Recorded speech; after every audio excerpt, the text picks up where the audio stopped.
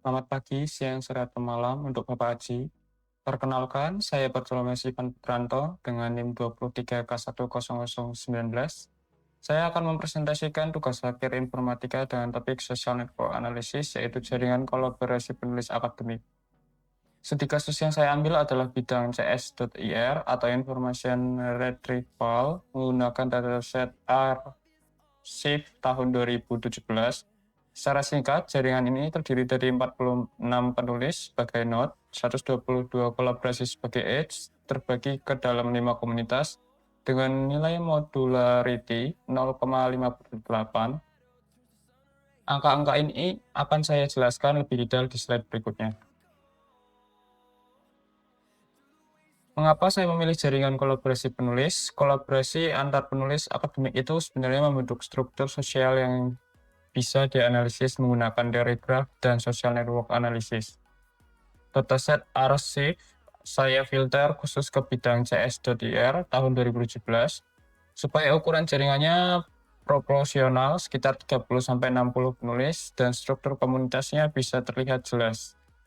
Edge yang dibentuk antara setiap pasangan penulis yang pernah menulis paper bersama dengan bobot berupa jumlah kolaborasi mereka.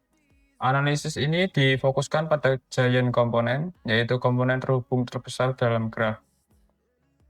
Ada 4 tujuan analisis yang saya lakukan. Pertama, sentralitas untuk menemukan penulis paling berpengaruh.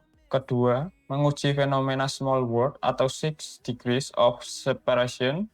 Ketiga, mendeteksi komunitas riset menggunakan metode Low-Find. Dan keempat, menemukan penulis yang berperan sebagai jembatan atau witness antar komunitas.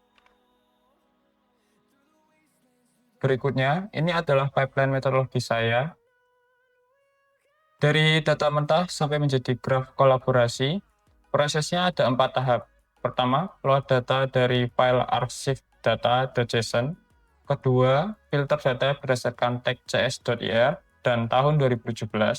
Ketiga, membangun graf dengan edge co-authorship, di mana setiap pasangan penulis yang menulis bersama dihubungkan. Dan keempat, mengambil giant komponen, yaitu subgraf yang paling besar dan saling terhubung. Dari proses filtering ini, dataset arsip keseluruhan disaring menjadi paper cs.ir tahun 2017, lalu dibentuk menjadi graf penuh, dan akhirnya diperoleh giant komponen dengan 46 node dan 122 edge yang menjadi objek analisis utama saya. Sekarang masuk ke statistik dasar jaringan. Seperti disebutkan tadi, jaringan ini punya 46 penulis dan 122 kolaborasi dengan definiti sebesar 11,8%. Artinya dari seluruh kemungkinan, pasangan penulis yang bisa berkolaborasi hanya sekitar 12% yang benar-benar terjadi. Ini wajar untuk jaringan sosial dunia nyata yang memang bersifat sparse atau jarang. Jadi bisa disimpulkan jaringan ini tergolong sparse tetapi tetap terhubung dalam satu giant komponen. Ini ciri khas dari graf kolaborasi akademik, meski kepadatan keseluruhannya rendah, ini tidak menghalangi terbentuknya kelompok riset yang dapat secara lokal yang akan saya bahas di bagian komunitas. Selanjutnya, siapa penulis paling berpengaruh dalam jaringan ini? Saya mengukurnya dengan Bitwins centrality, yaitu seberapa sering seseorang penulis menjadi jembatan penghubung jalur terpendek antar penulis lain. 5 besarnya adalah Martin D. Rizke dengan skor 0,386, disusul Mustafa Dehghani, Bhaskar Mitra, Aliaksi Severin, dan Evangelos Kanoulas. Yang menarik, Martin D. Rizke ini unggul di kedua metrik sekaligus. Dia bukan hanya penulis dengan kolaborator terbanyak, tetapi juga jalur penghubung tersibuk dalam keseluruhan jaringan. Sekarang saya akan menguji fenomena small world atau yang dikenal dengan istilah 6 degrees of separation. Ada 3 metrik yang saya hitung. Average shortest path length sebesar 2,95, diameter jaringan sebesar 6, dan average clustering coefficient sebesar 0,28. Artinya begini, Meskipun jaringan ini punya 46 penulis, rata-rata 2 penulis yang dipilih secara acak hanya terpisah sekitar 3 langkah kolaborasi saja. Jarak terjauh antar 2 penulis pun hanya 6 langkah. Ini termasuk konsisten dengan fenomena small world yang pertama kali dikenalkan oleh Stanley Milgram, di mana jaringan sosial besar cenderung tetap dekat secara struktural meskipun ukurannya besar. Berikutnya adalah deteksi komunitas riset menggunakan metode Low-Pine. Hasilnya terdeteksi 5 komunitas riset dengan nilai modularity sebesar 0,58. Karena nilai ini di atas 0,3, artinya struktur komunitasnya tergolong kuat. Komunitas terbesar adalah komunitas nomor 4 dengan 16 penulis yang kemungkinan menjadi pusat kolaborasi lintas beberapa proyek. Modularity 0,58 ini menunjukkan bahwa pembagian komunitasnya jauh lebih padat secara internal dibanding jika koneksinya acak. Jadi, kelompok-kelompok riset ini memang benar-benar terpisah secara topikal. Ini adalah visualisasi peta jaringan kolaborasi penulis secara keseluruhan.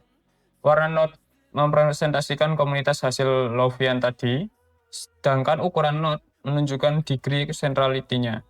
Jadi semakin besar node, semakin banyak kolaborator yang dimiliki penulis tersebut. Dari sini kita bisa melihat langsung bagaimana kelompok-kelompok riset ini terbentuk secara visual. Selanjutnya, saya mengidentifikasi penulis yang berperan sebagai jembatan antar komunitas atau disebut wiktis. Dari total 122 edge dan 23 edge yang menghubungkan dua komunitas berbeda. Konsep wiktis ini diperkenalkan oleh Mark Granovetter dalam teorinya The Strength of Wiktis, yaitu koneksi yang jarang terjadi namun krusial karena menghubungkan kelompok berbeda dan memungkinkan aliran informasi baru antar komunitas riset. Kandidatnya adalah penulis dengan degree centrality rendah tapi between centrality relatif tinggi, seperti Evangelos Kanaulas, Alan Hornby, Navid Rakabas, Hesen Azarboyen, dan Adres Dikwi. Sebagai penutup, ada 4 temuan utama dari analisis ini. Pertama, jaringan ini bersifat small world dengan rata-rata jarak 2,95 langkah dan diameter 6. Kompak meski terdiri dari 46 penulis. Kedua, terdapat struktur komunitas yang kuat, yaitu 5 komunitas dengan modularity 0,58. Ketiga, ada 23 edge antar komunitas yang menjadi jembatan penting untuk aliran ide lintas kelompok riset. Dan keempat, Martin Deritzky tampil sebagai penulis paling sentral, unggul baik di degree maupun between centrality, menjadikannya figur kunci dalam jaringan ini. Demikian presentasi dari saya. Terima kasih atas perhatiannya. Selamat pagi, siang, sore, atau malam.